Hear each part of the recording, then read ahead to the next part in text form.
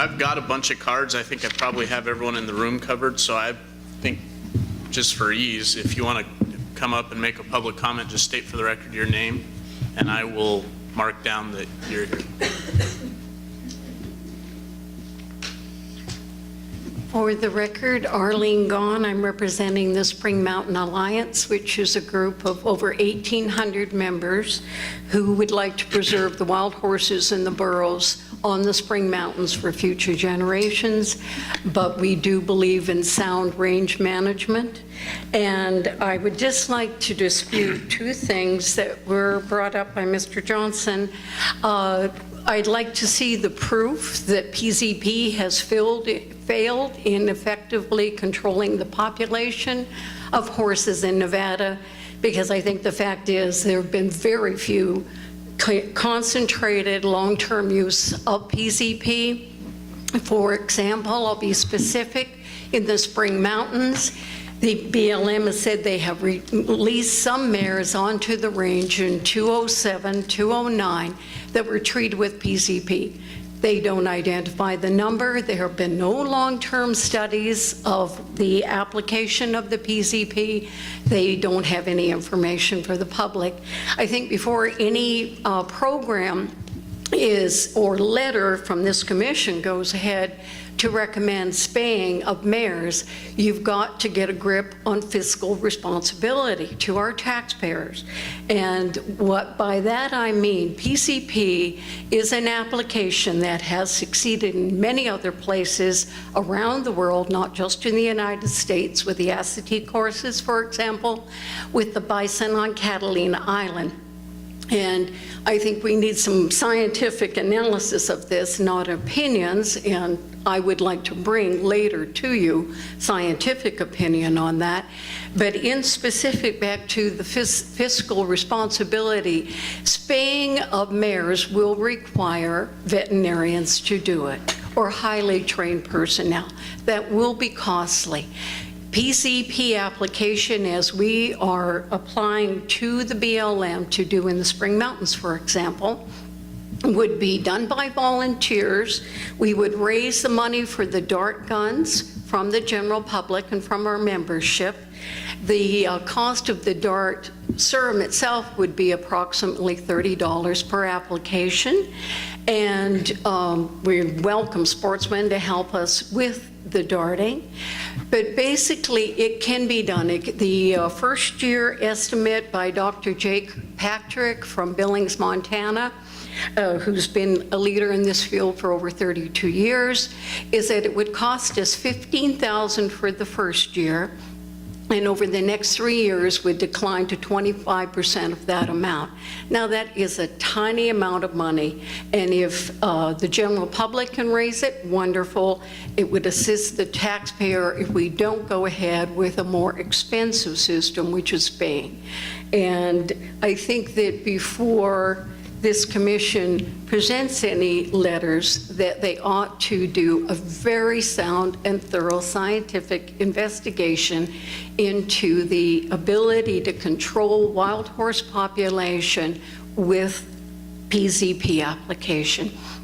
And the last point I'd like to make is that selective removal of highly adoptable young horses in the ages of 1.5 or 2 to 4 can be done again with volunteers. And you can use bait capture. You can have teams that would identify these horses. In the Spring Mountains alone, our volunteer database is about 145 horses over the last 3 years. We know what foals are being born, who they're being born to, migratory patterns around the mountains we're not, specific on. We would like to engage university population of staff and graduate students in analyzing that. If not, we can take that on ourselves. But we need data, and we don't need general statements that we should jump into something that could cost a great deal of money and not necessarily scientifically proven to be more effective. Thank you very much for your time.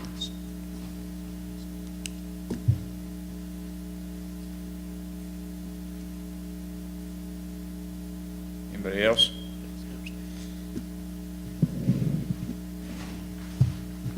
Yes, Darrell Purcell, Lyon County Farm Bureau. I have a couple questions on the sage grouse that Mr. Mayor, and maybe you guys can help me. I haven't been involved in it per se myself, but last year, the night before the bear season, we were up at the Shawnee Ranch, and they came to do a survey, and they were putting the tracking collars on the grouse to be able to track them. Talking to, I think she was with the BLM, but I could be wrong. I don't know who the gal was for sure now. But she said that this year, and I didn't think to ask her then, but she said this year the sage grouse numbers were the highest that they've had since they kept track or started keeping track of them. And I didn't think to ask her when they started keeping track. Is that in the last 5 years? Is it 50 years ago? What kind of a time period? And I don't know if Mr. Mayor has any idea. And then the other thing is, one of the reasons we were there for the bear season the next morning, but Mr. Shawnee had called us, there was a lion kill within 100 yards of his corrals. And so opening morning, we turned loose on the lion kill.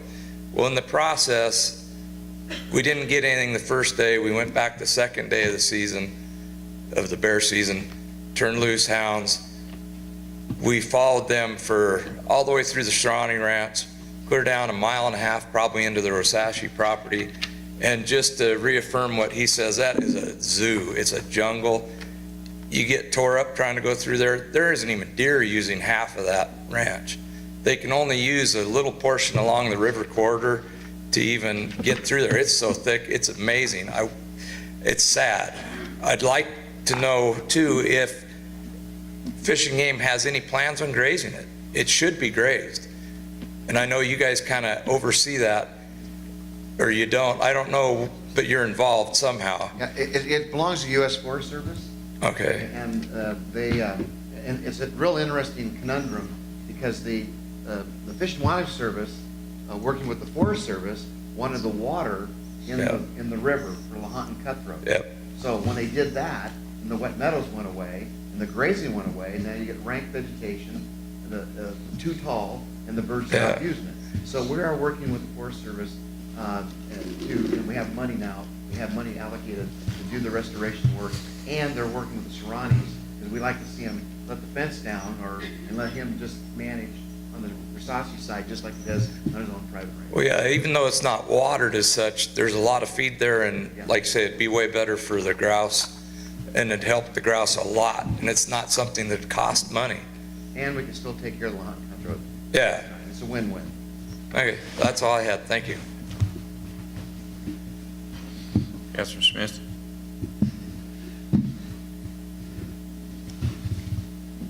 Kathy Smith, Reno, Nevada. I just wanted to make some comments after the vote on the petition. And I was listening to a lecture the other day by Anne Marie Slaughter. She's a professor at Princeton in political science. Some of her topics were relevant to this commission. The U.S. signed an open government partnership, and this openness extends to the state level. An open government is the foundation to an educated democracy. There are 3 tenets. There's transparency with usable information, participatory, and honest without secret channels of interest. Transparency and honesty are more to do with the department. The second principle involves the commission. The second principle of an open government is participatory. You must pledge to support civic participation, valuing the public participation of all people equally without discrimination. The commitment to be participatory government is a commitment to being a responsive government. If you're responsive, then you actually have to be persuadable. If you say to the public, we want you to participate, and we are giving you the process by which to participate, but then once they participate, you simply say that's nice. If you get comments but do not actually respond to those comments, that is not meaningful participation. It is formal participation, but not substantive participation. If you commit to a participatory citizen, you have to be able to change your mind, or you are not engaging in any kind of meaningful conversation. All CAB members and the majority of the commission members are not persuadable. Therefore, allowing those with differing opinions to speak at CAB or commission meetings is absolutely meaningless with the current makeup of the commission. Thank you. Any other public comment? Mr. Johnson?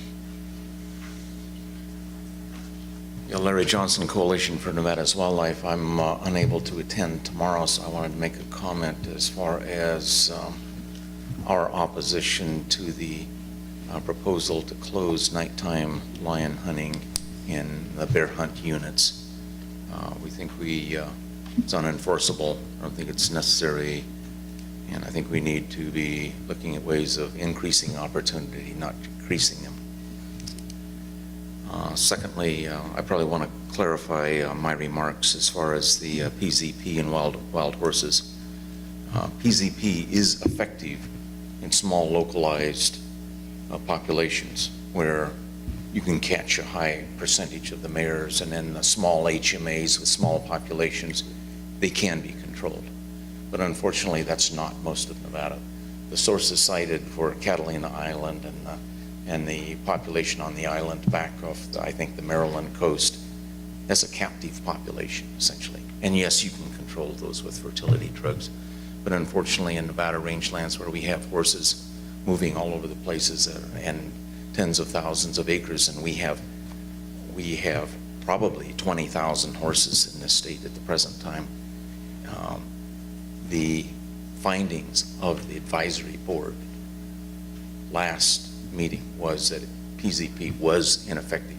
And I would refer you to Dr. Boyd Spratling, who used to sit on this commission, obviously, who still sits on that advisory board, who informed me of the decision of the advisory board to recommend to BLM that spaying be considered. And that's not going to be considered universally in all HMAs, certainly, but it should be considered in the larger areas where we have hundreds and hundreds and sometimes thousands of horses in an HMA. Okay, my comments there. And as far as the adoption rates of wild horses have fallen off significantly in the past 15 years. I think we're down. Last time I was on the board, it was static at about 3,500 or slightly less nationwide, whereas we need to remove probably twice that many animals from the range annually to maintain appropriate management levels. And again, in local areas and small HMAs, you can adopt horses at the rate that require removal. I have nothing but gratitude and commendations for the local folks down here in Las Vegas who work very hard to do that.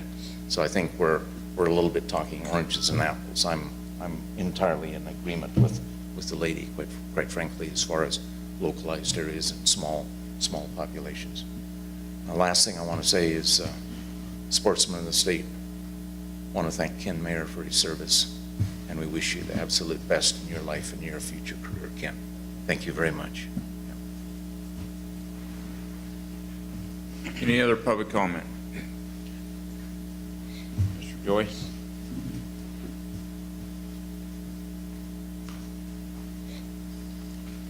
Ken Joy, representing Nevada Bighorns Unlimited. Due to work constraints, I will not be able to attend tomorrow's meeting. I would like to comment on tomorrow's agenda item number 13-08, which is open management units and harvest limits to the mountain lion. My understanding of the proposed change is that it would limit hunting of mountain lion to only daylight hours in all of our bear units. There are two problems with this. First, it is often difficult to trophy hunt lions within a time constraint. Large male lions travel great distances, and depending on where the track is found in relation to the tom's location, it is often further than a day apart. Hunters would be forced to hunt all day and gather their dogs late in the afternoon and into the night, only to return again the next morning to pick up where they left off. Second, this would be almost unenforceable. How would enforcement know if someone is lion hunting? The hunters could simply state that they're pursuing another form of wildlife when they're actually committing a crime. At that point, we would have to catch them in the act. Therefore, imposing another law is not the answer. If the concern is to keep hunters from running bear at night under the cover of a lion tag, then we as sportsmen should do our part to report such violations, as should enforcement. It is not right to punish the law-abiding sportsmen based on the actions of a select few. I have been informed that the reason for this proposal may also be to attempt to stop California hunters from venturing across state line while hunting bear.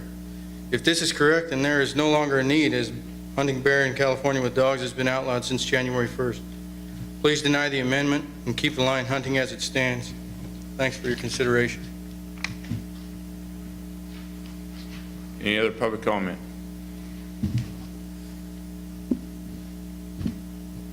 Seeing none, we'll close that, and that concludes today's meeting, and we're in recess.